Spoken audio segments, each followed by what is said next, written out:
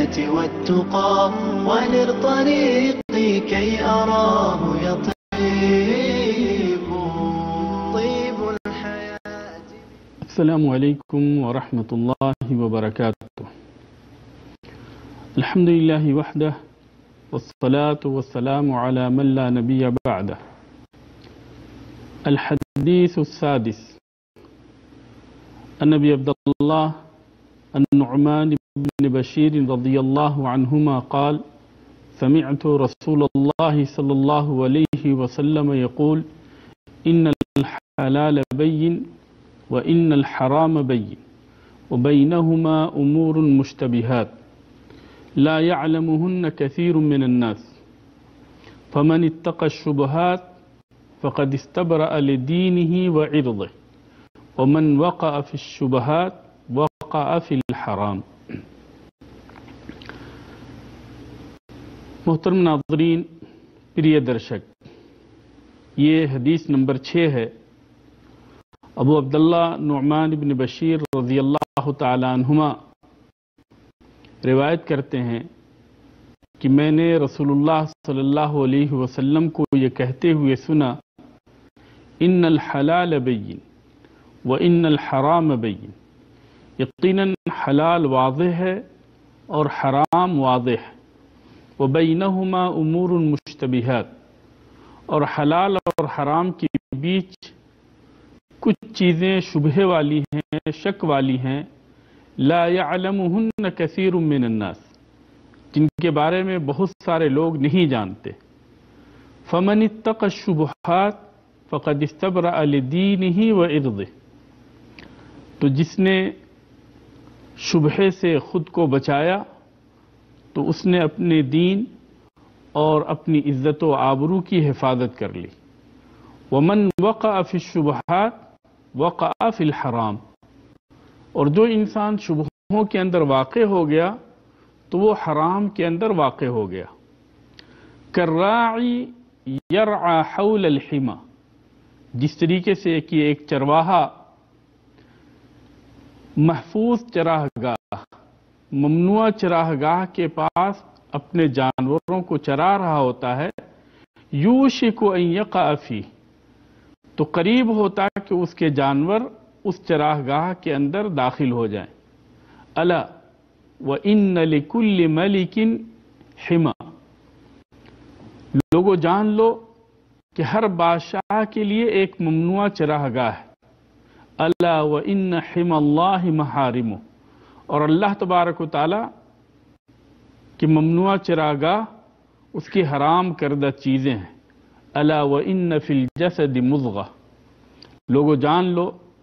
کہ جسم کے اندر گوشت کا ایک ٹکڑا ہے، اذا صلحت صلح الجسد کلہ، اگر یہ ٹکڑا صحیح ہو جائے تو پورا کا پورا جسم صحیح ہوتا۔ وَإِذَا فَسَدَتْ فَسَدَ الْجَسَدُ كُلُّهُ، اور اگر یہ ٹکڑا فاسد ہو جائے تو پورا کا پورا جسم فاسد ہو جاتا ہے۔ الا وہی القلب، لوگو جان لو کہ یہ ٹکڑا دل ہے۔ رواہ البخاری و مسلم، اس حدیث کو امام بخاری اور امام مسلم نے روایت کیا۔ اس حدیث کے بارے میں ہم کئی پوائنٹ کی روشنی میں گفتگو کریں گے۔ سب سے پہلی چیز تو یہ ہے کہ اس حدیث کے راوی نعمان ابن بشیر رضی اللہ تعالی عنہما ہیں، جو کہ نبی کریم صلی اللہ علیہ وسلم کے زمانے میں چھوٹے تھے، بلکہ جب آپ صلی اللہ علیہ وسلم کی وفات ہوئی تو اس وقت ان کی عمر صرف 8 سال تھی، لیکن جب یہ جوان ہوئے تو انہوں نے اس حدیث کو روایت کی۔ تو اس سے پتہ یہ چلتا ہے کہ اگر بچے بچپن کے اندر کسی چیز کو یاد کر لیتے ہیں اور بڑے ہو کر اس چیز کو بیان کرتے ہیں تو ان سے وہ چیز قبول کی جائے گی، جس طرح سے نعمان ابن بشیر رضی اللہ تعالی عنہما کی یہ روایت قابل قبول ہے، اور اس کو امام بخاری اور امام مسلم نے روایت کیا۔ دوسری چیز یہ ہے کہ یہ حدیث بہت ہی عظیم ترین حدیث ہے، اور جس طرح سے اس سے پہلے والی حدیث کہ من عمل عملا لیس علیہ امرنا فہو رد، من احدث فی امرنا هذا ما لیس منہ فہو رد، یعنی اس سے پہلے والی حدیث اور اسی طرح سے اس کتاب کی پہلی حدیث انما الاعمال بالنیات، جس طرح سے ان دونوں حدیثوں کے اوپر دین کی بنیاد ہے، اسی طرح سے علماء کرام نے اس حدیث کو بھی شمار کیا ہے کہ یہ بھی ان حدیثوں میں سے ہے جن کے اوپر دین کی بنیاد ہے۔ تو یہ کہ بہت ہی عظیم ترین حدیث ہے۔ اس حدیث کے اندر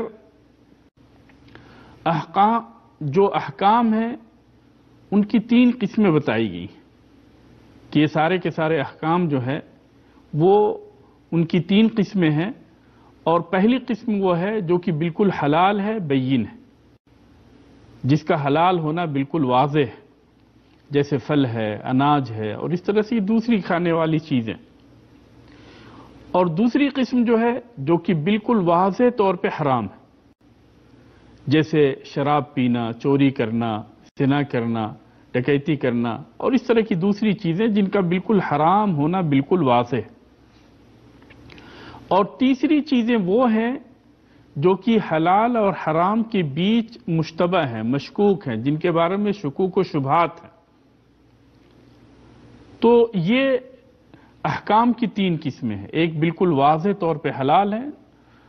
دوسری قسم وہ ہے جو کہ بالکل واضح طور پہ حرام ہے، اور تیسری قسم وہ ہے جن کے حلال اور حرام ہونے کے بارے میں شک ہے، لا يعلمهن كثير من الناس، جن کے بارے میں بہت سارے لوگ نہیں جانتے۔ یعنی بہت سارے لوگ نہیں جانتے ہیں تو اس کا مطلب یہ ہے کہ اس کے مقابل میں دوسرے لوگ ہیں جو اس کے بارے میں جانتے ہیں، اور